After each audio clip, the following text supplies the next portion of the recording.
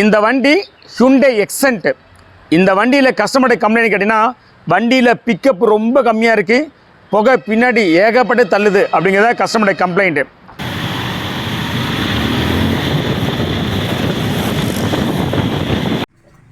இந்த வண்டியை ஸ்கேன் பண்ணினதில் எந்த எரருமே இல்லை. டிப்ஸ்டிக் வழியாக ஆயிலெலாம் எதுவும் அடிக்கல. ஸ்டார்ட் பண்ணுங்க.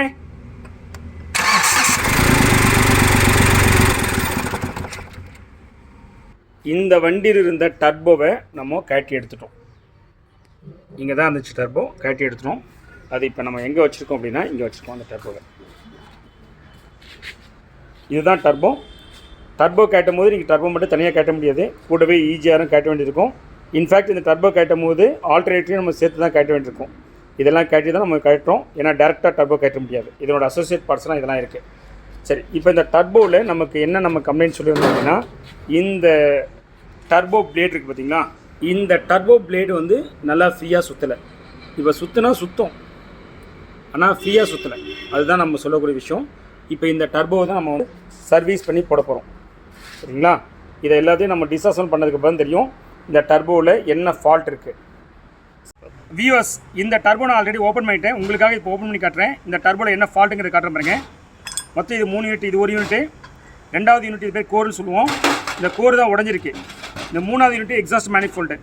இந்த யூனிட் தான் இங்கே பாருங்கள், இந்த பக்கம் இம்பலர் இருக்க மாதிரி இந்த பக்கம் இம்பலர் இருக்கும். இந்த இம்பலர் தான் உடஞ்சிருக்கு. இது இப்படி இருக்கும், இது இருக்கும், இது உடஞ்சிருக்கு. இந்த உடஞ்சனால தான் என்ன ஆகலை, நமக்கு டர்போ ஒர்க் ஆகலை. சரியா? இந்த பிளேடெல்லாம் வந்து பார்த்தீங்க பாருங்கள், எந்த அளவுக்கு பார்த்தா தெரியும் உங்களுக்கு எப்படி உடஞ்சிருக்கு பாருங்கள். இந்த உடஞ்சனால தான் இது உடஞ்சிருக்கு. அதே சமயத்தில் இங்கேயும் உள்ளாரையும் டேமேஜ் பண்ணியிருக்கு. வியூவர்ஸ், நான் அடிக்கடி சொல்கிறது என்னென்னா, காரில் ப்ராப்ளத்தை டயக்னோஸ் பண்ணுறது தான் சேலஞ்சு. அதே மாதிரி காரை ஸ்கேன் பண்ணால் எல்லா ப்ராப்ளத்தையும் கண்டுபிடிச்ச முடியாது. இதெல்லாம் ஸ்கேனிங்கில் வரக்கூடிய டிஃபெக்டே கிடையாது. ஸோ அப்போ என்னென்னா, car scanning is one of the diagnose tool.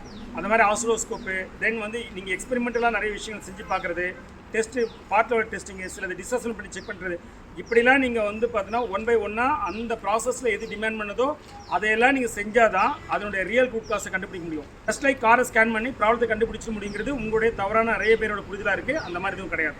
சரியா? ஹோப் இந்த வீடியோ உங்களுக்கு பெட்டரான கிளாரிட்டி கொடுத்துருன்னு நினைக்கிறேன். நம்ம சேனலை இன்னும் நீங்கள் சப்ஸ்கிரைப் பண்ணலாம், ப்ளீஸ் சப்ஸ்கிரைப். இப்போ நம்ம டர்போவை சர்வீஸ் பண்ணி போட்டோம், ஆனால் ஆயில் சர்க்குலேஷன் பிரச்சனை இருக்கா இல்லையான்னு பார்க்க போகிறோம். ஆயில் அடி தான் பார்ப்போம். ஆயில் நிறையவே நல்லாவே தெரியுங்க. பாருங்கள் எவ்வளோ ஆயில் வருது. ஆஃப் பண்ணு. இங்கே பாருங்கள் எவ்வளோ ஆயில் வந்து ஊற்றுது.